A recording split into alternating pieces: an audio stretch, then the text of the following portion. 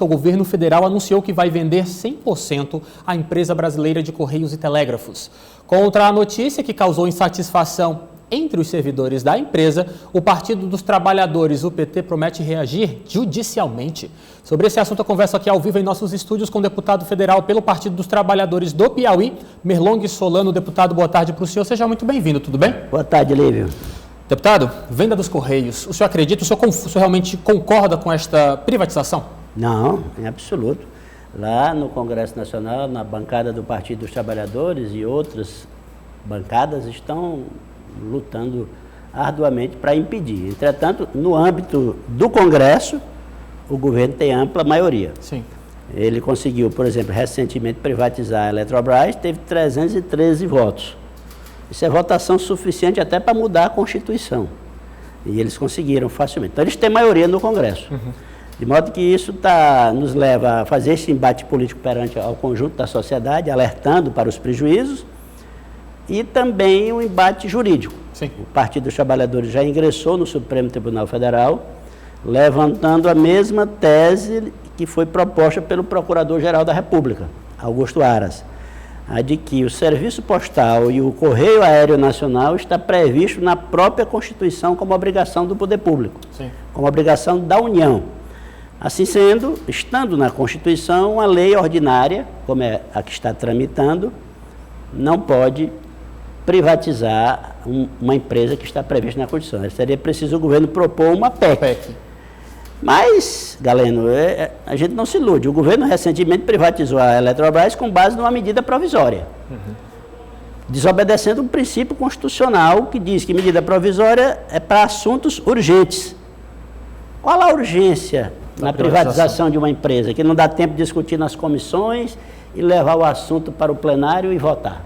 Então não se aplica. Uma coisa é uma medida provisória voltada para uma emergência de saúde pública. Outra coisa é uma votação que diz respeito a uma empresa que está funcionando normalmente. Entendo. Como a Eletrobras e também os Correios. Se bem que os Correios não é medida provisória, é projeto de lei. Eu entendo.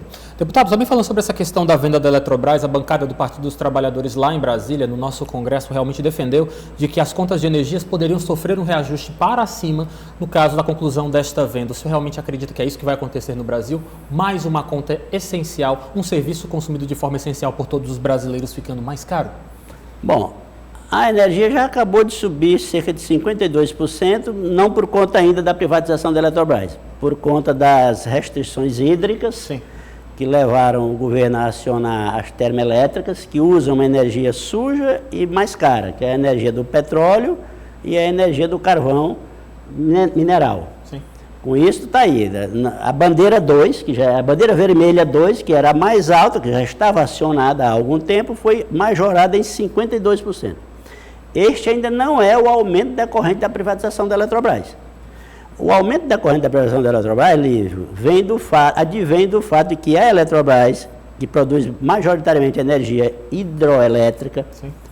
trabalha sob um regime de cotas, que estabelece um preço máximo para a energia que ela produz.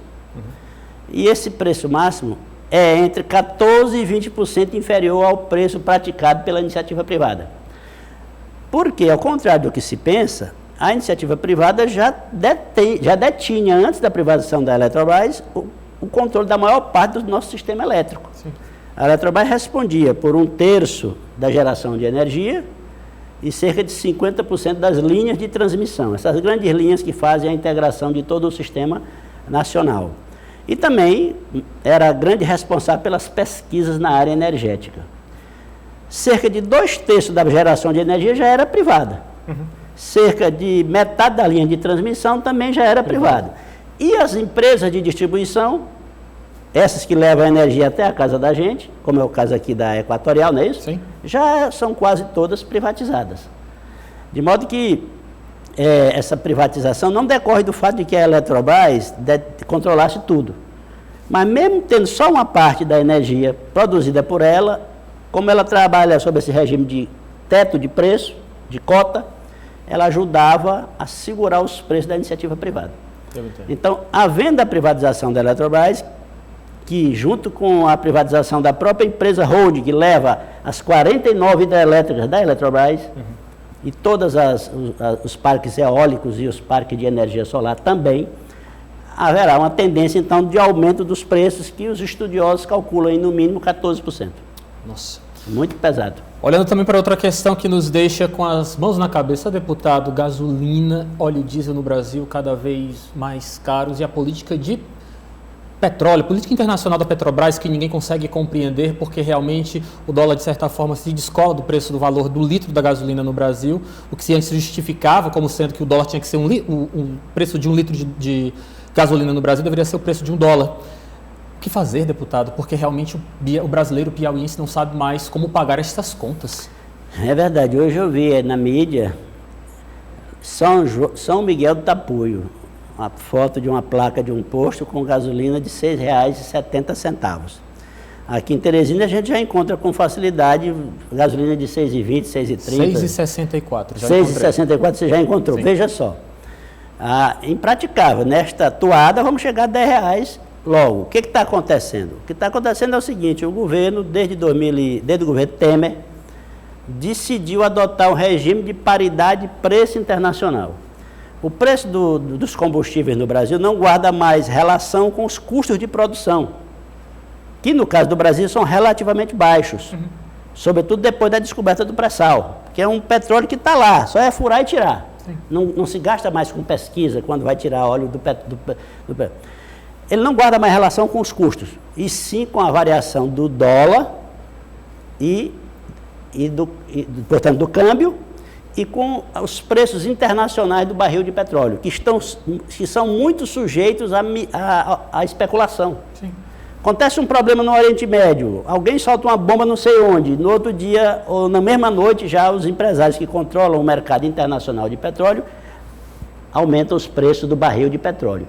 E aí, no outro dia, a Petrobras agora está nessa política de reajustar imediatamente os preços, desconsiderando o quê? Que ela é uma empresa estatal brasileira, sim, que o Brasil tem petróleo de sobra para extrair, que a Petrobras hoje é uma empresa de ponta em tecnologia. Essa tecnologia de extração de petróleo no pré-sal, foi a Petrobras que criou inteiramente. E até hoje ninguém ouviu falar num acidente de grande monta, sim, no petróleo extraído no mar do Brasil, como a gente viu em outros lugares do mundo. A gente tem tudo isso. Por que razão a gente precisa ficar sujeito à variação do dólar? Ou à especulação das grandes empresas internacionais que dominam o mercado mundial do petróleo? Óbvio que o preço do petróleo no Brasil também não pode ficar baixo demais, porque aí a Petrobras perderia sua capacidade de investimento e de pesquisa, mas também fica na mão de meia dúzia de acionistas que controlam as empresas internacionais de petróleo, é abrir mão da própria soberania nacional, no meu modo de ver. Deputado, assuntos como estes que nós estamos tocando aqui na sua entrevista realmente já nos levam a lançar um olhar para as eleições de 2022. Como é que o senhor avalia as articulações do Partido dos Trabalhadores de olho nas próximas campanhas, expectativa de Lula aqui no Piauí nesse mês de julho ainda, talvez em agosto? Como é que o senhor avalia as estratégias desenvolvidas pelo PT de olho já em 2022? Olha, Lívio, algumas coisas me animam. Eu fiquei muito feliz quando o Lula foi solto. Foram mais de 500 dias de prisão injusta, agora reconhecida pelo Supremo Tribunal Federal, que considerou o juiz Sérgio Moro parcial. E fiquei feliz também quando o Lula fez aquele pronunciamento à nação, alguns dias depois que saiu da cadeia. E aí eu vi que o Lula não se deixou contaminar pelo rancor. Ele poderia ter se tornado uma pessoa rancorosa. Olha que 580 dias de cadeia, sem que a justiça tenha mostrado contra ele qualquer prova de crime praticado. Uma coisa que devia ter sido julgada em São Paulo ou em Brasília, de repente botam para julgar no Paraná. Sim. O apartamento pelo qual ele foi acusado fica em São Paulo. Mas o Lula não saiu com ódio no coração. Saiu olhando para frente. Olha, eu tenho 75 anos, estou com saúde, ainda tenho condições de contribuir com o meu país. E começou a dialogar com diversos segmentos da política, da economia, da sociedade e da cultura, e também das igrejas. O Lula está conversando com amplos segmentos. A população reconhece nele uma liderança natural, as pesquisas mostram isto. Eu não me iludo muito com pesquisa, é uma situação momentânea, ainda está muito longe, claro. Mas no momento o quadro é bom. E nós vamos trabalhar para que ele se mantenha e repercute positivamente no Piauí. Onde nós temos uma liderança do porte do governador Wellington Dias, que é capaz de capitalizar esse momento nacional e de fortalecer os próprios trunfos que ele tem aqui no Piauí, que não são poucos. Olhando para também as eleições em 2022 aqui no nosso estado, deputado, muito se fala sobre essa questão da formação da chapa majoritária com a indicação do nome de Rafael Fonteles para a cabeça dessa chapa, o governador Wellington Dias disputando o Senado, e se fala muito sobre a questão da vaga para vice, MDB, PSD. Como é que o senhor acredita que esse problema deve ser equacionado aqui no estado do Piauí? Na base de muito diálogo, e o governador Wellington Dias é bom de diálogo, né? E esse quadro nacional repercutindo positivamente aqui, até o momento nós temos sido capazes de manter em torno do governador Wellington Dias essa ampla aliança que o elegeu. Sim. E que lhe permite governar mantendo o estado do Piauí numa situação de equilíbrio financeiro que muitos estados não conseguiram manter, inclusive realizando investimentos, do porte dos investimentos que giram em torno do programa Pro Piauí, coordenado pelo nosso secretário Rafael Fonteles. Isso tudo dá ao governador, somado à capacidade de diálogo do governador, dá a ele condições de ir convencendo as pessoas e, no momento certo, ajustar as posições. Há diversos trunfos, né? Tanto o seu prestígio, também a composição das bancadas proporcionais. Então, sim, sobretudo, o governador conversa, faz as concessões até onde é possível fazer. Entendo. E acredito que, no final das contas, chegaremos a bom termo. Deputado, muito obrigado pela sua participação, mas antes de encerrar a nossa entrevista de fato, gostaria de lhe perguntar, porque realmente não podemos deixar passar em branco a morte de Assis Carvalho, que realmente neste mês de julho já completou um ano, não é isso? Está fazendo falta, deputado Assis?